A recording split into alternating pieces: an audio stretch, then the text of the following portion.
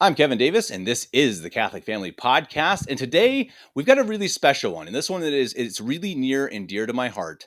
And it is going to try to raise funds to finish building a church. And it is not just a little church, it's not just a little, rinky dink, little church in the backyard of someone's house. This is a real church up in Olathe, Colorado. And it's pretty neat, even though Olathe is just this kind of tiny little town up on the western slope of Colorado. It's near and dear to my heart. It was my parish for several months. My parents were up there for a couple of years. My brother Simon, is up there right now working daily on this church. And it's beautiful. It's gorgeous. And it's something that I really want to get behind. And I hope you guys do as well. And Thom is here to help us kind of understand what's going on, what's been going on for the last over a decade now in this Yes. process of building this church. And it's really interesting. We talked a little bit before the show about where it all began. The architect didn't work out. So really fascinating stuff. I'm really excited to see it. We also have a slideshow that I'm going to try to play as we talk through this.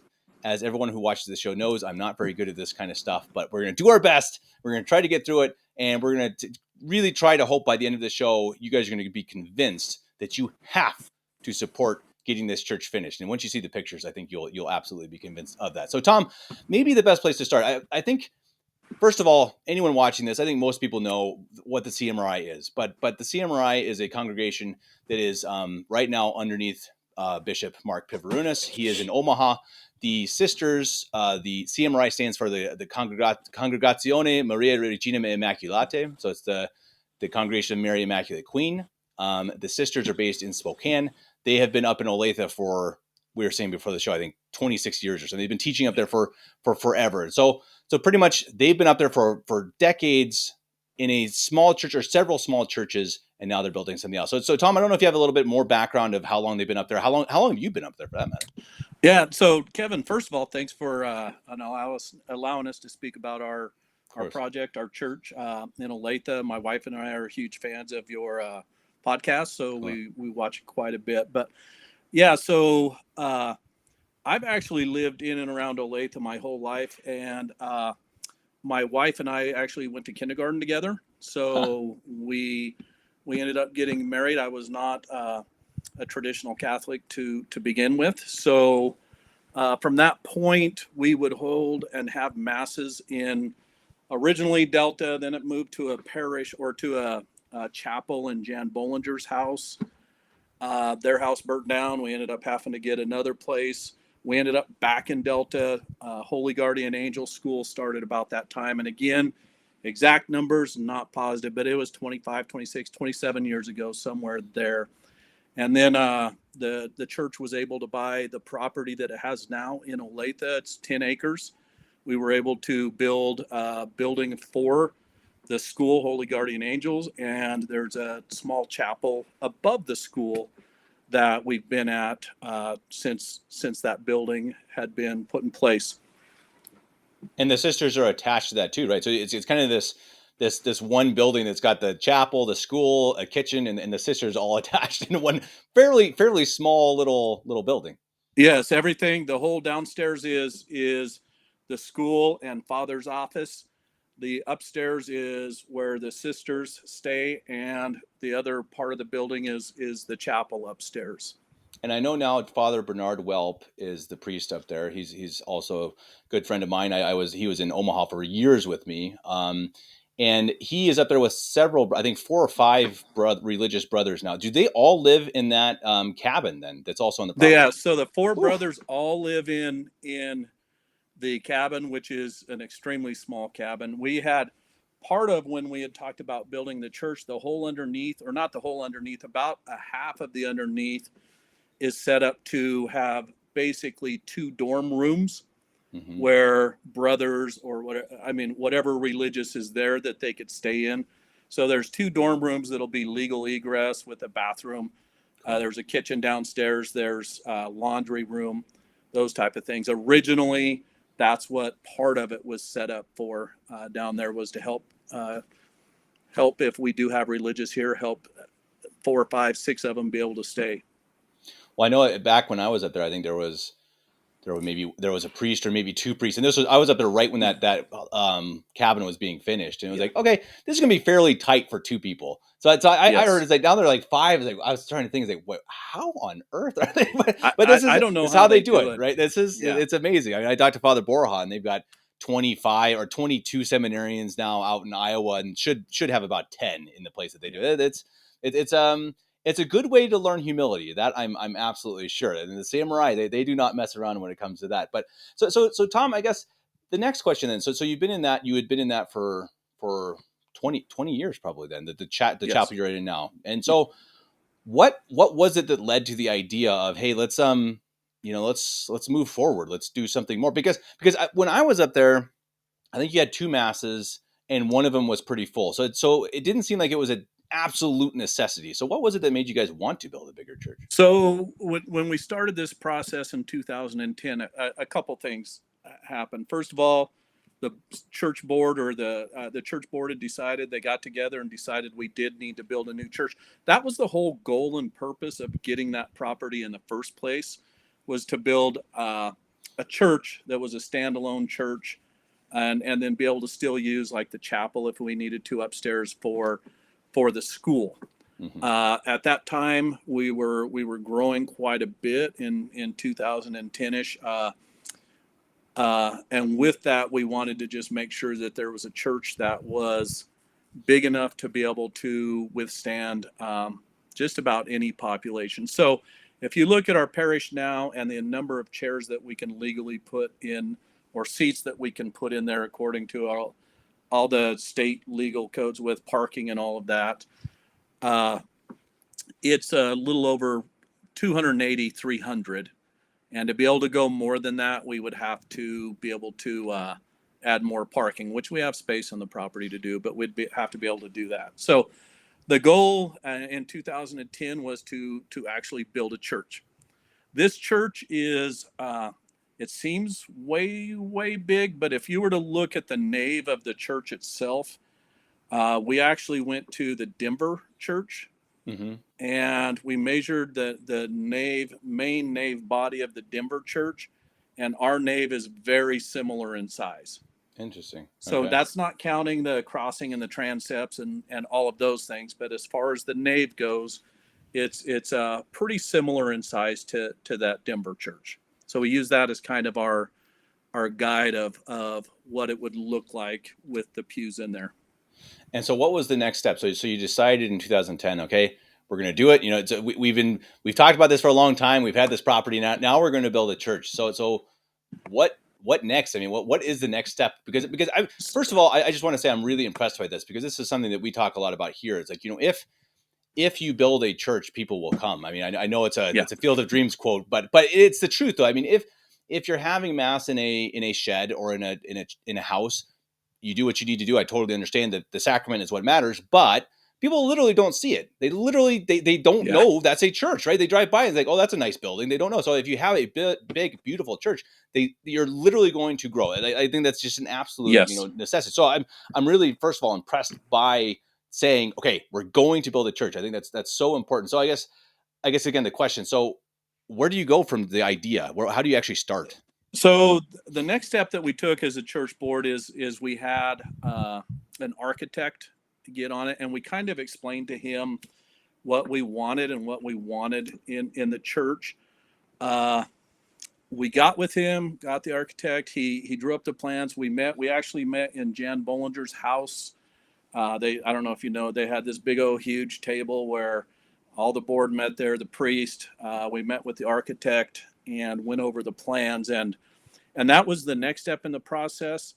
Unfortunately, that step ended kind of right there because nothing against the architect, but he didn't design a church or what we felt was a church. And by the time he left, as a whole church board, we felt very strongly that we didn't want the plans. It reminded us of a barn dominium type structure, and we really didn't want a barn for a church. And what you had mentioned a little bit earlier was you need to build a church, and they will come. And what we felt like we would have been building on the property was what looked like a barn. Hmm. and we didn't need that. It's so fascinating because I had a show a couple months ago now with some sisters down in Florida who also had the same issue. They wanted to build a big Yes. church, brought in a couple architects, I think, said, "Hey, draw us a plan of a Gothic style church." I believe that theirs is Gothic, and the architects just couldn't do it. They just didn't have the knowledge or the skill, whatever it is. Again, no, I'm sure they build beautiful things of their own, but they couldn't do a church. So the sisters just sat down. Okay, we're gonna do it ourselves, and I guess you guys kind of did the same.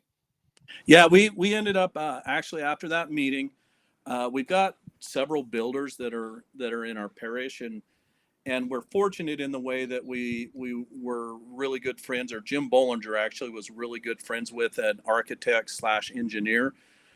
So with having the background with building and having the background with doing some bigger projects and having that friendship with that architect, we spent about the next year coming up with or actually doing research and researching different churches and looking at what we felt would be really important for our church and something that made people want to be there and made people want to come to mass. I mean, if you drive by on Highway 50 right now, it's amazing the number of people that just stop by and ask, "What are you Sure. guys building? What this is a huge church."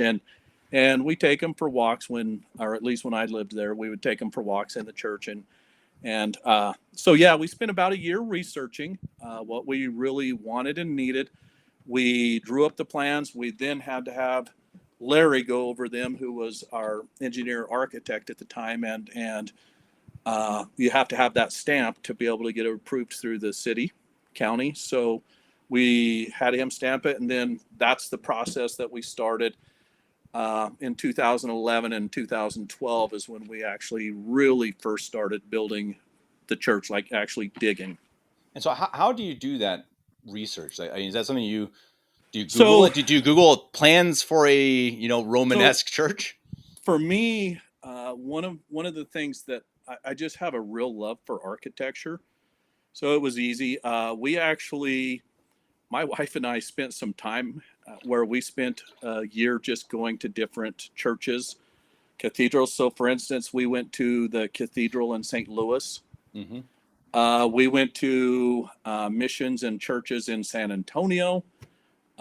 We went to one in Denver. We just went as wherever we could across the nation, went and thought it was interesting just seeing the different churches and learning about the different parts of what each church really had. and Hmm. and for a traditional Catholic church, we knew that the style that we wanted would have, the two towers out front.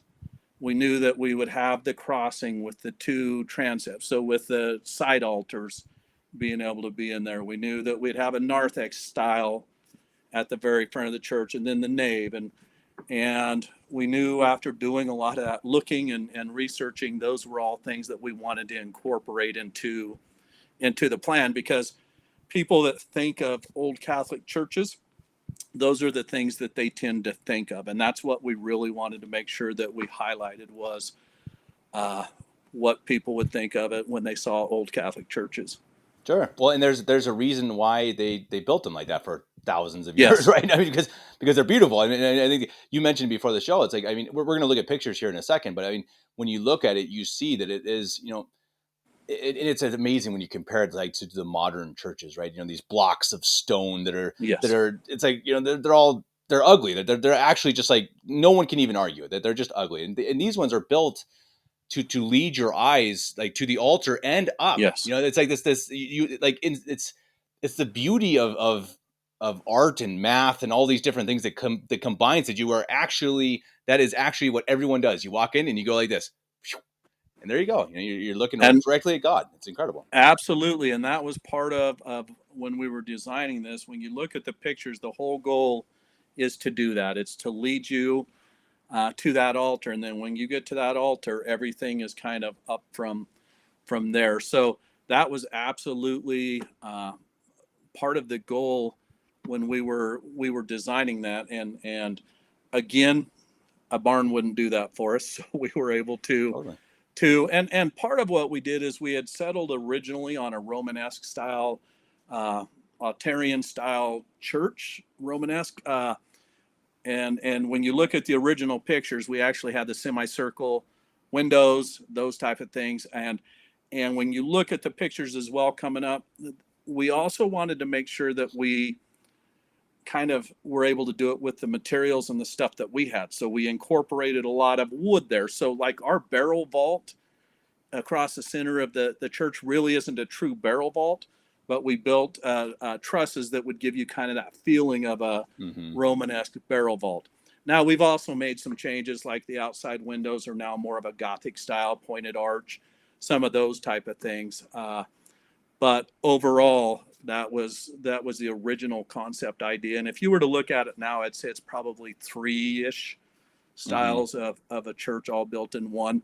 And part of that was just simply because those are the materials that we felt we were comfortable with and good with, that we could still make a good Sure. looking church that had that focus. Awesome. Well, I think that's a perfect start or place to look at the pictures. Let's see if I can do this. I think Okay. you should be able to see it on the other side too. This is always an adventure. All right. Oh, no, that's the wrong one. Bear with me, everybody. Bear with me. Da, da, da, da, da. You think they'd make this a little bit easier? Where are you? Ah, there you are. Okay, let's see. And it's neat too because you have this slideshow that's been, I guess, in progress for a good 10 years. Yeah, so Let's quite see. a How did few I do years this actually, and big? and what we did Oh is no, we this just tried to, we needed to, of course, simplify it a little bit. So we tried to just show a couple, two, three, four pictures from each uh, time frame that we had been working on this. So sure. this one isn't. Well, let's start. I mean, here we go. So, yeah, So in go for it. 2010, and I put 2012 on here, and I now think I'm wrong with the 2012. Again, there's nothing on that first slide, but that was the planning phase. We got together. We, as a board, they wanted to have a church. We went through the process we just discussed. This, I really believe, was in 2011-ish, and I say that just because my wife and I talked a little bit, and we believe that this portion was in 2011. But this was actually groundbreaking for the basement. This gentleman, and I'll be honest, I can't Mm-hmm. remember his name, but he came from Buena Vista and brought a mini traco down and actually dug the basement for us. And this in Well, the case on the right hand side is Carl Bollinger, and he's actually moving dirt for this gentleman. But this was the start. I want to say this was 2011. I mean, it doesn't matter, but this was the groundbreaking right. on the basement. Right here is the basement is actually poured. The basement is completed, and now we are pouring the footers for the rest of. And you can see some of the students out here from Holy Guardian Angel School. This was their break. Sisters brought them out, put them to Cool. work a little bit, and they did that. And on the left here is Brother Thomas. And I will tell you, as far as human beings go, he's probably the human being that is the most responsible for making this church continue to happen. And what I mean by that Cool. is like we had finished the basement, and of course you get busy and you get moving, and you know, you just see Brother Thomas at church on Sundays, and he's like, hey, when are we going to start the rest? And you know, he's just one of those guys that goes out and he works super hard, and you feel bad almost that you're not out there, but you know, he'd just say, hey, just tell me what to do and I'll do it. And so he was kind of the impetus on in a couple different time frames as we build this. As you see stuff getting done, typically he was a brother that was there and came back and was like, hey, you guys haven't worked on Uh-huh. this for a while, let's get it going. So as far as humans go, Cool. he's very extremely responsible for making sure that we have kept some progress. Very similar to the four brothers we have now, and I'll talk about those brothers here in a little bit, but very similar that way. Again, this is on the left, some of the Holy Guardian Angels students out there working. They're moving some dirt for us. And on the right, this picture to me is super interesting because we knew that the church we were building couldn't be consecrated just because the church itself was not being built out of, it has to be built out of natural materials, and that has to be the material on Uh, all of the sides, and in at least in 7 spots. And we didn't do it that way, but this right here in the center, and you'll see the guy in the blue is Troy Joel. He's actually standing in the area where our altar is.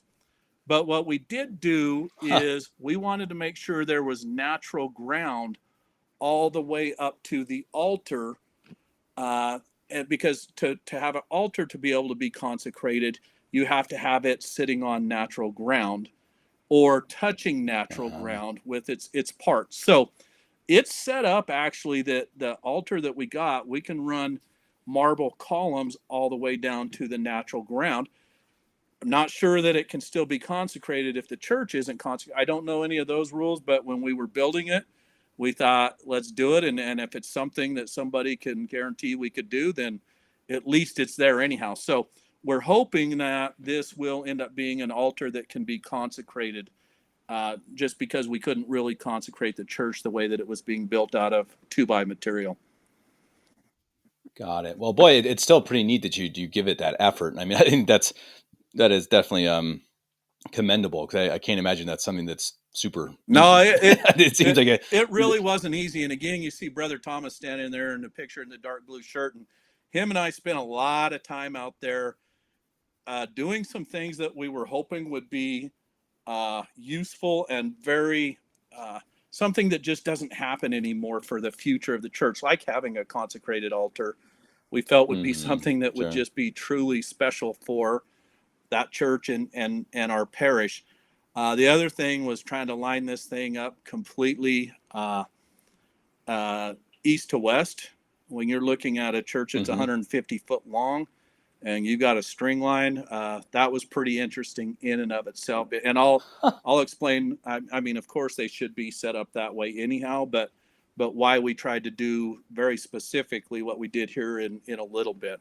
But yeah, this is where the altar is, and we've got natural ground, natural stone, natural materials all the way up to, the base of our altar, just so we can, if it can be consecrated, we could do that. Neat. Okay. Cool. This next picture is just a group of people working on. We were able to 2015 start working on the floor joist. You'll notice in the center picture, this is Jim Bollinger. He's actually sitting right behind an I-beam, a metal I-beam, and that metal I-beam matters. And you'll see in a little bit why that metal I-beam matters. We had to make sure, or we had to, make our side aisles, we had to make spots on those that were bearing on the inside. Hmm. And the reason we had to make them bearing is we had an engineer design the trusses for us, and he said the span was so big that we were going to have an inch or so flex in our materials, and that with that inch flex, it would probably crack the drywall. So he recommended Ooh. taking a piece of, all thread and running it across, and we're like, we're not going to have an all thread in this church. So, uh, I actually just got back from San Antonio again at this point, and I saw just some really neat wood structures down there. So I asked Jim, who is a log guy, if we could make a vault, a circle vault that would be able to fit into those with logs. And he said, absolutely. So, coming up, you'll see us working on some of those. But the reason we built them is we put them in place, and they're actually structurally sound all the way down, through to the ground on piers, is because they're helping the trusses that were engineered not flex and not push. So they're actually, it's almost like a setup for a buttress, but it's inside of the building instead of outside of the Uh, building. Interesting. Huh. So Okay. this is a Neat. first wall setup, and you'll notice actually, that I want to say this first wall was 60 some foot long, and we used the reach fork, but this first wall, and what a struggle that was. The 2 longest walls, It was a little bit of a struggle getting it up and getting it into place, but we had probably 12-ish or so people there and got it done. But this is the first wall going up in 2015. So 5 years after the idea that we had decided we wanted to build a church there, first wall is going up. Cool. Okay. Next. 2015, still some more people working. You'll notice, and I just wanted to give a thank you to, over in the far left picture is Gabe Bollinger. Brother Thomas, I believe, is in the center picture. And then up to the one that's center right is Andrew. And then the one that's clear to the right is Trevor Joel. All three of these kids, and actually in the same picture that there's four of them, that's actually Trent Joel. These kids spent their summer when they were in high school out here building this church. So, I mean, it just is a very cool thing. And it's just one of those things. Who gets to work on a church? And then to have high school age kids out there that are willing to go and work hard and make sure that their church is getting built and done. Now, none of these kids are high schoolers anymore, but it's been a while. But they all spent at least 2 or 3 summers of their high school out there working on this church, which I think is pretty cool. That's awesome. Boy, what a cool thing to be able to tell your kids, your grandkids, hey, 17 years old, I built that wall. No, that's very cool. This is 2016. This is right when we were finishing up most of the framing and starting the roofing on this. You can kind of get an idea of the picture on the left is actually one of our towers.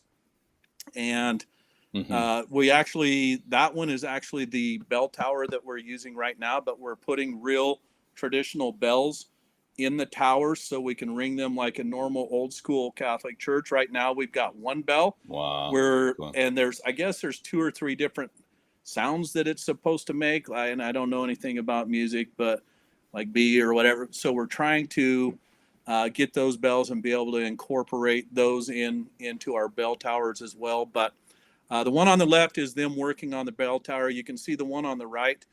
The bell tower is actually the very far right, and the tallest point in the picture that you're seeing in the middle of the picture is actually one of the transepts, and that's the Blessed Virgin Mary side.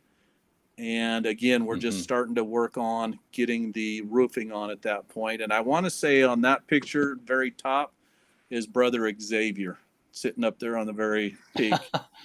I can imagine. I just want to comment too. It's just amazing how the church prescribes all these things. The bells have to have a certain sound. There's always an answer. There's never a do what you want. There is always nope. This is how it's supposed to be. I just love that. There's something very comforting. And there's a way. To me, it's really surprising and amazing some of the things, and it's prescribed, and that's what's very cool about it. So, as an example, we wanted bell towers. Well, we didn't know, so you have to go read the research on, okay, what does it mean to have a bell and what has to be there? Something that I just really, truly learned, and maybe it's because most of our chapels or our churches have a little bit of light, like underneath on like the Last Supper and on the altar, but like there's to be no non-natural lighting on the altar unless it's lit from somewhere else. So things like that, we were looking at redoing the lights on the altar that we have. And, we'll show you the altar here in a minute, but the altar is from 1927 and we were able to get it from Milwaukee, but there was lights that had been put on that. So we were going to recreate what that was. And we learned that you can't. More pictures. Again, I think brother on the far right is sitting at the top again, Brother Xavier, but getting this. The one on the very left is the front of the church. And again, you can see that the original church, we had semicircle arched windows with kind of that Romanesque style. Those are actually pointed now. So they're more of like a Gothic point on them. And the porch, I didn't end up getting it on to the slideshow that I sent you, but we've got some pictures on the front of the church. And I don't know if I can take over like the screen here in a moment, but I could show you a couple of those pictures when we're done, because it's just really amazing being able to see those. But again, if you'll notice above the front door, there's a square where there's a window, or going to be a window on the left picture. Now, that window, when I said we were really trying to get true east-west, this window is actually a clear window. And then 15 feet away through the narthex, there's another window there that's a stained glass window. It'll be up here in a few minutes. But our goal was to, right around the equinox, was to be able to get the sun to shine through the clear window, through the stained glass window, and actually hit the crucifix 2 times a year at a certain time. And Okay. so you'll see the coming up here, the circle. We actually took the west rose window of Notre Dame in Paris, and or we'll talk here about the altar first. But so this is the altar actually that we were able to get from not only the altar, but the altar rail and the two side altars. These were actually from a place in Milwaukee. 1927, I think, is how old they are. And this was right after we put up the altar. The altar was beat up. It was a mess. It had been just kind of really thrown aside for a few years. And I've actually got pictures that I found from where this was, and they just kind of show them pushed off to the side and not being used. And they got this little table thingy out front. But anyhow, all of this just Wow. amazing stuff was just set aside. And you can't see from this picture right now, but this altar is just really beat up. It's missing huge chunks and pieces. Like, we're talking 2 and 3 and 4 inches wide. It's missing a lot of the detail. But it's pretty beat up, and the brothers actually have done a phenomenal job this last year of restoring the altar. You'll see over on the right-hand side of the picture, the side aisles where we built groin vaults in those side aisles, and at each of those points, that's where our wood trusses run across, and there's a bearing point that goes all the way down in each of those to help our wood trusses up top to keep from flexing. So that was all intentional to try to do that. We didn't know at the time what we wanted those trusses to look like, but we knew. I mean, I drew a picture up on a cardboard, and I've still got the cardboard. And I asked Jim, "Hey, can you do this? Is this something that can be done?" He's like, "Well, yeah." So then we sat down and we worked out a little bit more to the design that we have now. And brothers spent probably a year and a half working on those trusses. Wow. So Amazing. yeah, this is a picture of the front. You can see we changed the church. That's the front of it. We changed to the pointed Gothic style windows, and the bell tower over off on the right hand side. Just another step forward. The one on the right is actually a picture of us hoisting up our first wood truss, and you'll see it's arched in the center and arched down through the two sides. And we kind of wanted to make it feel like, I said, a barrel vault, and then have that kind of feel of buttresses coming down. Each of these rounded parts are actually wood that is actually a little, probably 3/16 of an inch thick, that we put on a form board. We glued it. We put the next piece on, put on a form board, glued it. So until we finally got to 12 inches. It doesn't look like it, but those are 12 inches tall by about 9 inches wide. So that's why it took so long to build these, as each of these had to be put on a form and built, glued, and nailed. So the brothers did a phenomenal job with that. And then, of course, being able to put all of them together, we had to all thread and do all of that normal log type stuff with it. Here's a picture of actually finishing the first one. I got these a little backwards, I guess, but we're actually putting all threads in the first truss. And you can't see, but again, each of these circle parts are actually 3/16 wood, piled onto each other to Huh. get that thickness and get that arch. Wow. And again, this is the first one going up, and we put some come-alongs up there and just pulled them up and got them in place. This is the look that I was telling you. We were trying to go for a groin vault feel, or a barrel vault feel, Mm-hmm. and that we wanted everything to just guide to the front altar. And again, you can see once you get to the front altar, it then does the sweeping motion like you were talking. But the whole point of this was to have a perspective of being able to draw that forward and get it where it needed to be. This actually, there's one truss in the very front. You can see a piece of wood stretching across the span of it. We're putting that truss up right now. We've already got, that was actually the last one that we had to put in place. And then over on the right, it just shows, the groin vaults with a little bit of drywall on them with the columns actually going down. And again, each of those columns have all the way to the ground or a metal beam under them that transports load to the ground to be able to help sustain the weight of these trusses. And then these trusses help the wood trusses from flexing. Mm-hmm. Okay.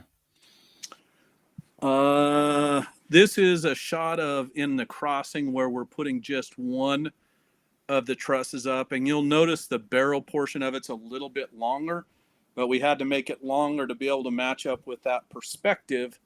So when you're seeing it from perspective, it looks the exact same as the rest of the arches, but it's actually about 3 foot wider because so we had to take that into account as we built those Interesting. to be able What to is? keep that. Sorry. What is the image on the altar? I can't quite see. Is it the Holy Family? Yeah, so it's the Holy Family. Actually, Mm-hmm. the kind of, I think what is kind of one of the neat things about this is there's a space in the back where we can crawl up there and we can pull out images and put whatever image we wanted. So I actually took this and printed off a large image and then I crackled it to make it look old. Mm-hmm. But we can move pictures in and out of that setting however we want, whether we want seasonal or just to keep the same one, or if it breaks down or breaks, replace it. But yeah, that's the Holy Family, and we can make and put whatever. I just, at that time, I thought it was a really cool picture that would go well with that altar. Sure. Nice. Okay. This over here is St. Joseph's in the transept. It's St. Joseph's altar side on the right hand side, and this is Jim and brothers putting the top piece on the side altar, and then there's another piece actually that goes on above this. This was actually from the same church in Milwaukee. We were able to get these, and there's the 2 side altars match. So this is pretty cool for one Cool. because it's St. Joseph's, and it's pretty cool to have that in there as well. How do you find used altars? Are there websites for that?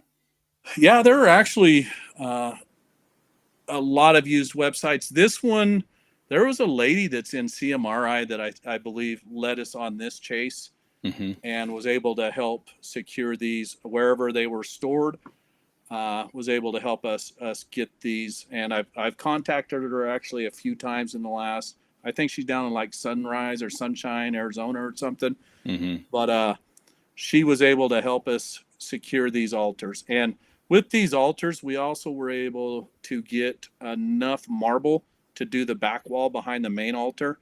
So it'll be a dark green marble and kind of a pinkish marble, but we're trying to. I went and found some of the old pictures from the 1930s of the chapel or the church that these were in, and we're trying to mimic the back wall that they had in place to Mm-hmm. kind of, and even the altar, we tried to keep it as close to the original artist's uh, idea of what that altar should be. We tried to make sure we didn't change any of those things as we were restoring it. Okay. Yeah. So this is actually a 6 foot tall stained glass. This is the first stained glass we put in. We wanted to have stained glass, and we also didn't want to pay $7,000 or $8,000 a window for the stained Sure. glass. So we learned how to do stained glass, and this is a process of just kind of as it. The one on the right is almost done before we were able to hang it up, and again, we just didn't want to pay $7,000 a window, so we learned how to do it, and we've got probably 4 of the 10 done right now. Cool. Okay. So how long does that take? What's that process like? All right, so this takes about 200 man hours, or for me, we're not fast. So I'm Hmm. sure a professional would be able to do it a little bit quicker, but each of these areas on here is its own individual piece of glass. So each 4 foot by 6 foot window has 350 to 500 pieces of Whew. glass. And each of those pieces of glass, it's called stained glass. Each one, you have to reverse paint it, for a lack of a better word. So you paint it and then you have to kiln dry each piece of glass for each color. So you put the Hmm. one color on, kiln dry it, then you have to put the other color on. So if some of these pieces of glass will have 5 or 6 different kiln firings on them Okay. just to get them to look right. Wow. So like I would say on this one, like anything that where the gold is above her head, that took probably 4 different firings, and like the white on her head with the red, and those were probably 4 or 5 different firings. So a Wow. couple hundred man hours, and each one cost is probably $1,200 cost. So we were able to save a lot of money and just donated the cost on those, and we got to learn how to make stained glass. So it was kind of Yeah. cool. Yeah, that is pretty neat. See that's the type of thing I just love. I love that, and I think that's the mentality I guarantee you people have had for hundreds of years, right? When they're building a church, I'm sure some of them had the money to to hire Yeah. the best, but I'm sure there were plenty of churches that are like, well, okay, but we're gonna have to, we want stained glass, so let's make stained glass. I love it. It's beautiful. I mean, really, really, wow. Well, thank I'm you. impressed. Yeah, it was fun. This one was actually the most fun. This is kind of what I was describing earlier. The one on the far left, this is the rose window from the west side of Notre Dame. Hmm. And so it's the west rose window, and it's actually only the center section of the rose window. The rose window itself is 32, It's huge. 33 Yeah. foot across or something like that. This is the center. We actually made this center the exact same size, exact replica of the center of the rose window, the west rose window at Notre Dame. I don't even know if it's there anymore after their fire, Huh. but True. you, even if you look at, like, in the center picture, there's darker pieces of blue in the background. That's exactly what the west window looked like in Notre Dame. We tried to mimic the colors, the size, and everything.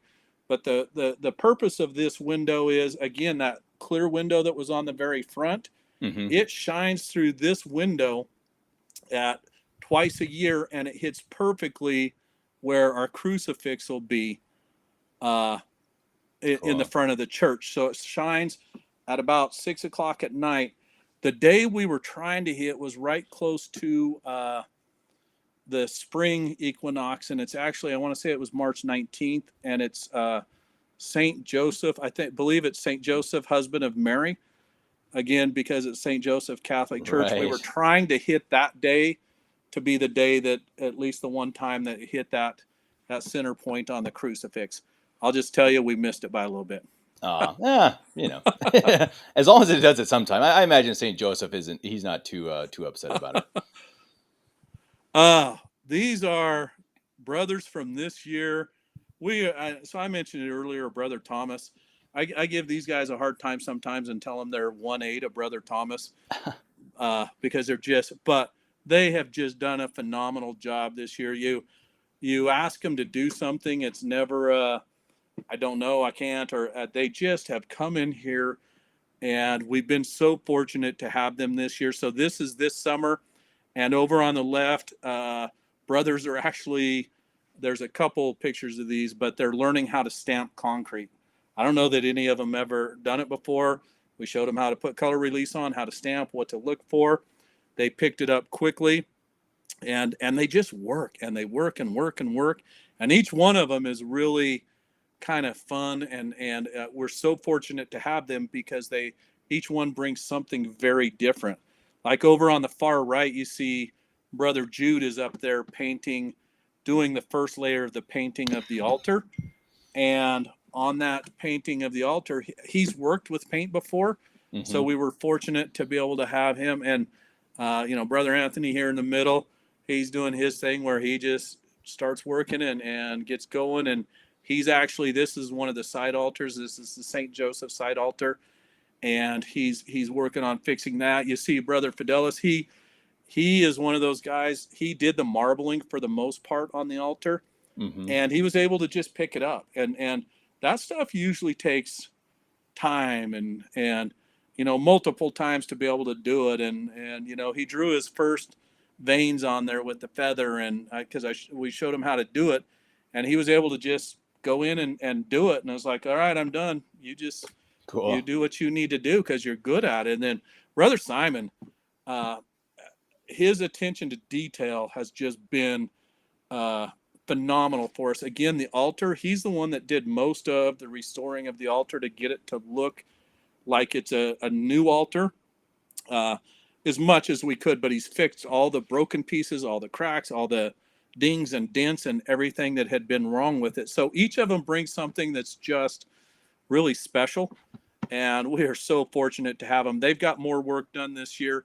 Again, I'm living a couple hours away now, and Jim is just so busy. We're able to show up there on Saturdays, and not even every Saturday sometime, but Saturdays, or they'll text us, hey, what about this? What do you think? And they're able to just go in there, and they've been a real help on being able to get this done. So the front of the church is actually way closer to done than we could have ever imagined. The altar itself now is, yeah. So here's a few more pictures of them. This was the first time this is actually the first time that they stamped. I've got this picture backwards, but they're learning how to pour concrete even right here and what to look for. I'm screeding, Jim's out here shoveling, and they're shoveling, and then they learn how to do, they're actually on the left-hand side, it's backwards, but that's them stamping the concrete and learning how to do that portion of it. So Mm-hmm. that's actually a ramp that we have coming down. We've got 2 ramps on each side coming down at the front, circle, and some circle steps in the very front. And then we're going to build out in the very front more of like an old school, where you would see in the front of a church, a town square type thing. I don't know what they call them, but we're going to kind of mimic that on a small scale in front of this church as well, and then have a Like a fountain center. or something, or What's that? like a fountain or something, or Yeah, what? we're actually going Yeah. to put a statue out in the very front of St. Joseph Nice. Cool. as you Okay. come in. So we thought that would be fitting for this church. But that's where we are right now, and we're to the point. Oh, here's some more of the altar. These guys, again, I think Brother Simon's up on the right-hand side. He's fixing some things that he didn't like. Again, his attention to detail is amazing. Very bottom, Brother Jude is I think he's getting ready to try to get the painting done, but they're cleaning up. They're getting everything ready for the altar. The far right is a picture, one of the pictures on the altar. And most of these reliefs, I shouldn't just say a picture, but several of the arms were broken off, the hands were broken off. So this picture on the far right, the soldier with the silver helmet on, that arm that's sticking out was completely gone. Mm-hmm. So we had to go in and recreate the arm and the hand and repaint it to match the rest of the picture. So much of this picture, the arms and some of the hands and stuff, they've all been repainted, and we've touched them up to make them look new, or Wow. hopefully to where you can't notice it at least. So yeah, this altar was where we spent most of the summer, and I say we, I should say the brothers spent most of their summer. We came in and did a few things. The picture on the left is a picture of the altar completed after it's been remarbled. They went through and they did all of the gold leaf on it. We found the original pictures of this, and they had the kneeling angels on the side parts of the altar. Mm-hmm. So we found the angels that were the exact replicas, and we put those on. So we're trying to again really match a lot of what had been done. Brothers right now are also breaking down each of the pews. We're going to shorten them a little bit. We don't like how they are. So we're going to shorten them a little bit to make our center aisle a little bit better, and then they're going to refinish all of them. The picture on the right just shows some of the columns. They've got all of those marbleized as well. and in place. So they've done so much this summer that it just is absolutely stunning. Oh, it's incredible. Well, it's just, I mean, just amazing to see the step by step, and it's neat to see. I mean, I got to tell a little story about my brother Simon too. He came here and visited us 2 summers ago now, and while he was here on vacation right after graduating high school, he just was like, he's kind of wanted to do something, so he just built us a wayside shrine, kind of just like went and got scrap wood, just threw together in a day and a half, threw together the shrine just because he wanted to do something. It's pretty neat. And and as you say, I think what's really neat to see in this world where I think that entire generation, several generations, are just Yeah. a bunch of losers in general. I mean, it's harsh to say, but I think it's generally true. I mean, definitely people who don't have much of a work ethic. To be able to see a group of young men, and you said 10 years ago too, with these young men, to be able to see that they are able to put aside what they want and just work. Boy, that is as optimistic of a thing as you can possibly find in the world today. Yeah, no, I think it's so, and again, we are so for what we were trying to accomplish, to have each of those four show up, it's providence. It didn't just happen. I mean, to each, I look at each part that we were able to do this summer and how each one was able to contribute so strongly, and it's like, all of them are so strong in certain areas that it was able to just push everything that much further forward. So Beautiful. very, very cool, I think. Well, and I think that that's something too that how important is it? I mean, they're not going to be up there forever. I mean, maybe not even that much longer. I don't know how that always works with the novices. I think some of them will go up to Idaho, maybe some will stay. I don't really know, but I mean, we do know, and maybe you'll get 4 new ones next year who will do exactly what needs to be done next year. But that's exactly though. I mean, obviously, as you watch what's going on through all this, it's just incredible how much there is and how much it must cost. I mean, really, I saw someone posted a Facebook post. Boy, I think it's about a month ago now. I had it pulled up.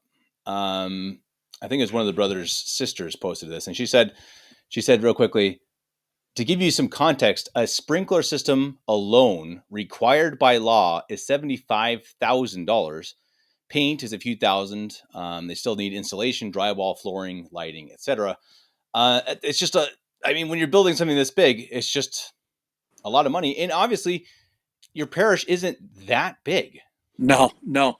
And that's a great point. So the point that we're at to now, this is where we as a parish really can't do some of the work, so we can't bring those savings in. So as an example, the fire suppression system that you just mentioned, that's 75,000, that's something that's a state requirement, state permitted, county permitted. So it's not something that we can go in and just put Mm-hmm. together and do, even by just researching. I mean, I feel we could get it right, but that's something that you have to bring somebody else in to do. And we're to the point now where we're in a couple of those areas. As an example, drywall. I feel very confident that we, if we were able to keep like the four brothers, so when I say we, it'd be the four brothers in a large extent, would be able to hang most of the drywall.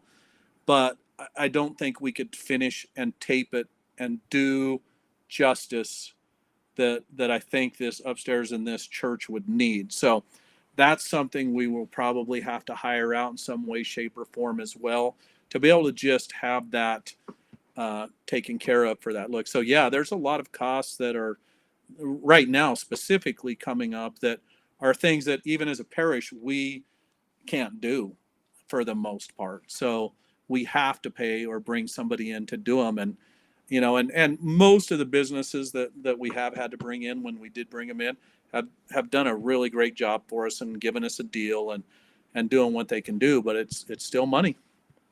Sure. Well, and I think anyone seeing this, it's not like we're expecting. I'm sure you guys aren't expecting someone to just donate 75,000, though. That'd be pretty nice. I mean, anyone who wants to do Be that, beautiful.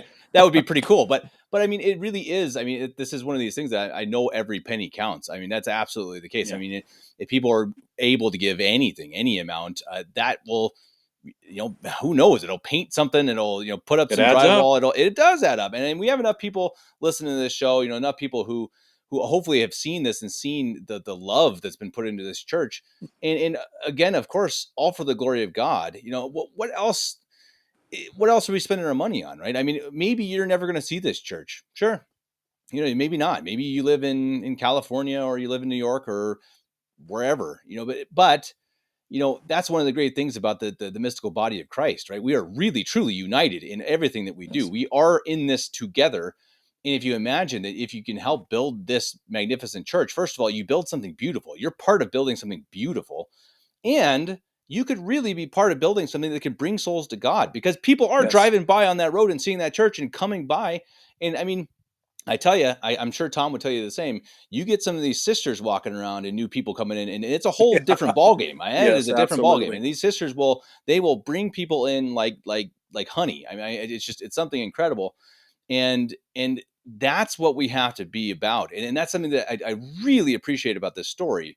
That I really truly believe that our time, we're no longer, as traditional Catholics, we're no longer in the catacombs. We're no longer in this hiding in the dark, the dark side of the house and quietly saying mass. That's really over. And now when we Yeah. see Bergoglio, quote unquote, Pope Francis, going crazier and crazier Yes. by the day, I mean, we're going to have more people coming and searching the truth. Absolutely. That's going to happen. So why not right now build, create, make things?